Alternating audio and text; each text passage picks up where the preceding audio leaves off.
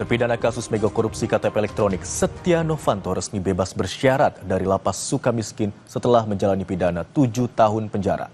Namun pembebasan Setnov dinilai sejumlah pihak tidak adil dan tidak sehat bagi sistem peradilan di Indonesia. Terlebih, korupsi adalah kejahatan luar biasa alias extraordinary crime.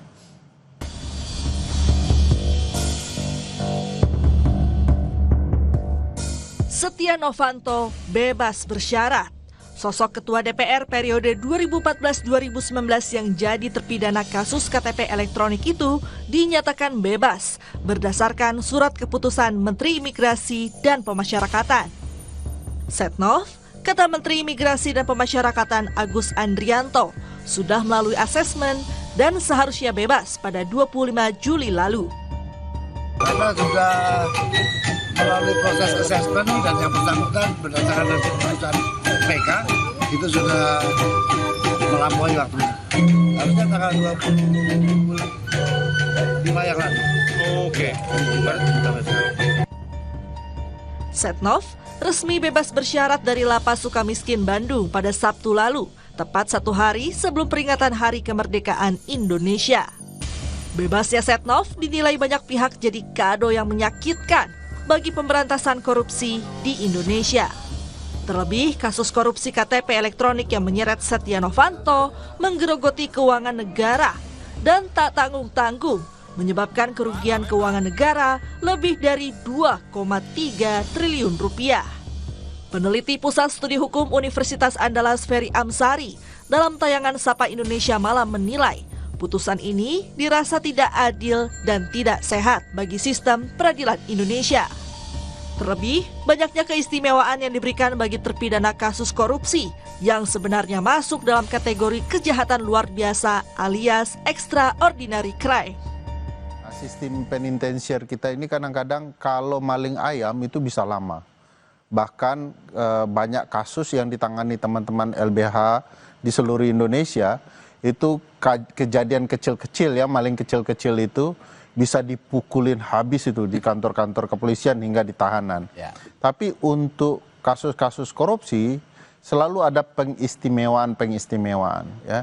Hukuman terus dikurangi dalam 1 tahun itu bahkan bisa 2 tahun seorang terpidana kasus korupsi diberikan remisi dan lain-lain. Nah bagi saya ini tidak sehat, orang pasti bisa merasakan ya. Sebuah tindakan itu tidak adil bagi mereka. Dan dalam kasus Setnov ini semua orang sudah tahu bahwa dari awal banyak sekali pengistimewaan kepada Pak Setnov ya. Ruangannya ber-AC, ada kulkasnya, sangat mewah ya. Jadi ini bukan sesuatu yang mengherankan publik akan terjadi di konteks kasus Pak Setnov. Tetapi orang akan semakin meneguhkan bahwa sistem hukum kita itu tidak sedang bekerja dengan benar ya. Hanya kepada orang-orang kecil lah hukum itu betul-betul tajam. Sementara hukum akan sangat menghormati orang-orang yang punya kekuasaan, punya kekuatan politik untuk kemudian diberikan keringanan-keringanan. Tapi, Wakil Ketua Umum Partai Golkar Ahmad Doli Kurnia justru merasa bersyukur atas bebasnya Setnov. Doli menilai pembebasan bersyarat Setnov sudah sesuai dengan peraturan.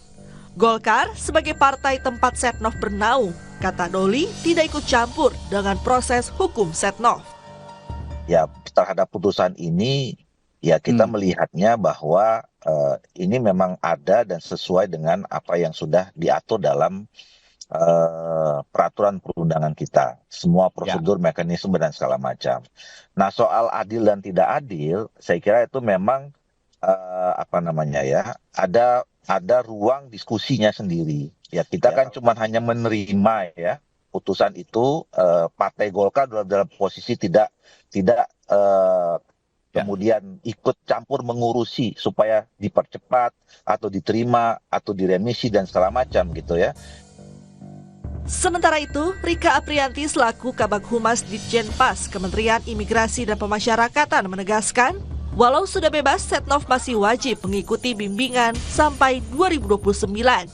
Jika dalam rentang waktu tersebut Setnov terbukti melakukan pelanggaran, maka status bebas bersyaratnya akan dicabut. Pak Setnov dan warga binaan lain yang diberikan integrasi masih di bawah pembimbingan Balai Pemasyarakatan. Masih wajib mengikuti bimbingan kalau Pak Setnov ini sampai dengan 2029. Dan dalam rentang waktu itu, apabila yang bersangkutan tidak melakukan pelanggaran khusus dan pelanggaran umum khusus itu apa? Wajib mengikuti bimbingan oleh PK-nya masing-masing. Ya, Oke, jadi kalau sampai baik. melanggar di situ maka tidak akan maka PB-nya akan dicabut. Pun apabila melakukan pelanggaran-pelanggaran lain yang menyinggung terkait dengan Oke, baik. publik maupun juga pidana. Setia Novanto terseret kasus mega korupsi KTP elektronik pada 2017 lalu. Ia disebut berperan mengatur besaran proyek KTP elektronik senilai 5,9 triliun rupiah. Pada persidangan tipikor, ia divonis 15 tahun penjara. Lalu dalam perjalanannya, permohonan peninjauan kembalinya diterima oleh Mahkamah Agung. Ia juga beberapa kali menerima remisi, sehingga total masa pidana yang dijalani lebih dari 7 tahun penjara. Tim Liputan Kompas TV. Dalam keterangan tertulisnya, Wakil Ketua KPK Yohanis Tanak bilang, sesuai dengan ketentuan Undang-Undang KPK, tugas dan kewenangan KPK dalam menangani perkara tindak pidana korupsi, khususnya dalam melakukan penindakan, hanya sebatas melakukan penyelidikan, penyidikan, penuntutan, dan eksekusi putusan pengadilan yang telah mempunyai keputusan hukum tetap. Setelah semua tugas tersebut dilaksanakan, selesai sudah tugas KPK. Lebih lanjut, Yohanis menegaskan urusan yang terkait dengan adanya pemberian bebas bersyarat dari Kementerian Imigrasi dan Pemasyarakatan kepada terpidana, termasuk terpidana Setia Novanto. Hal tersebut menjadi ranah tugas dan kewenangan dari Kementerian Imigrasi dan Pemasyarakatan. KPK, kata Yohanis, tidak ikut campur dengan hal tersebut.